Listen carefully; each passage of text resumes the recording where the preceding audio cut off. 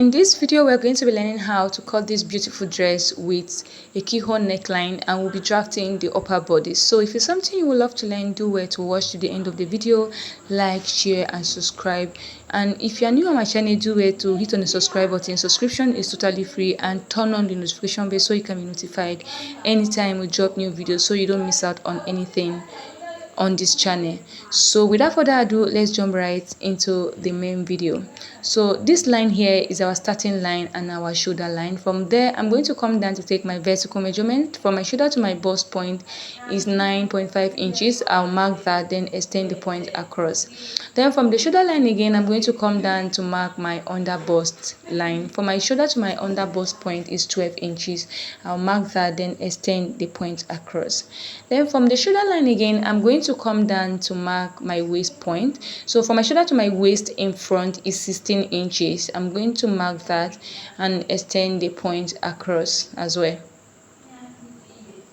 I'll go ahead and label my lines appropriately. This is my waistline, this is my under bust, and this is my bust line.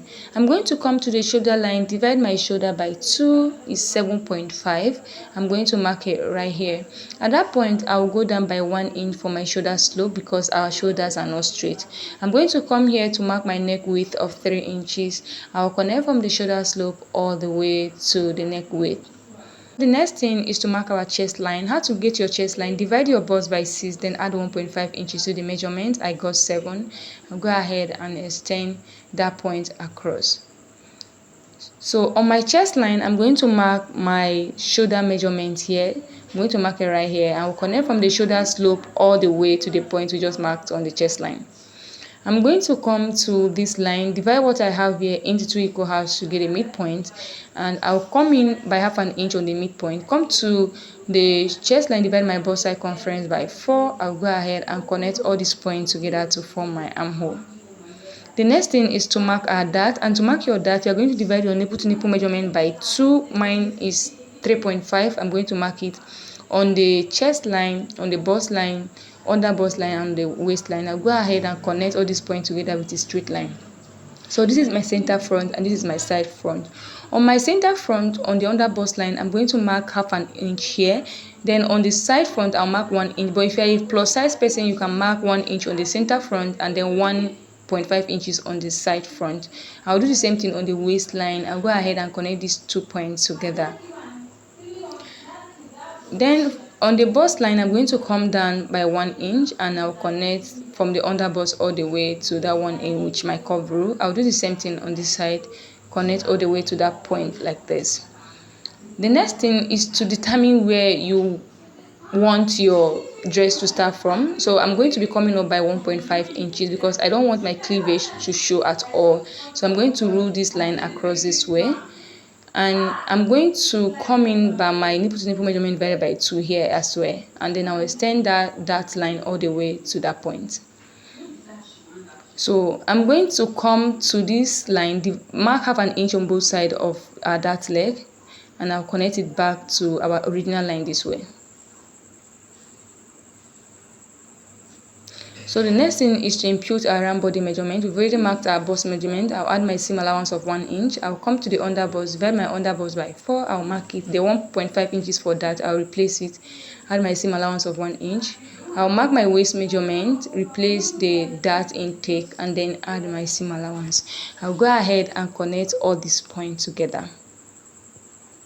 So the next thing is to mark our bust dart. And to mark your bust dart, this is the difference you have from your shoulder to your waist in front and back. From my shoulder to my waist in front is 16 inches, while from my shoulder to my waist at the back is 14.5 inches. So the difference is 1.5 inches. I came down by that 1.5 inches from the bust line and connect it back into our bust line this way. So we are going to be cutting these parts out. So the next thing we're going to do right now is to work on the neckline. So I'm going to come down by 3 inches for my neck depth first. I'll connect from the neck width all the way to the neck depth with my cover this way. So you're going to determine how open you want your keyhole to be.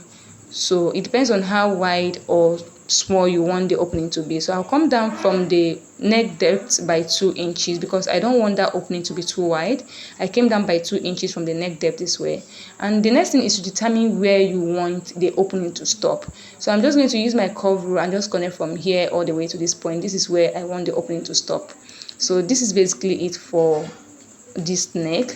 So we are going to be cutting this. The part I'm cancelling is where we are going to cut out. So this is our yoke, and this is basically it for the front pattern. I'll go ahead and cut. Please, when cutting, make sure to close down your bust dart before cutting so that you can align your lines if they are not aligning properly. So this is it. You can see the opening there. You can see how beautiful this came out. We'll keep this aside so that we can work on the back pattern. For the back pattern, I have my zipper allowance of 1 inch.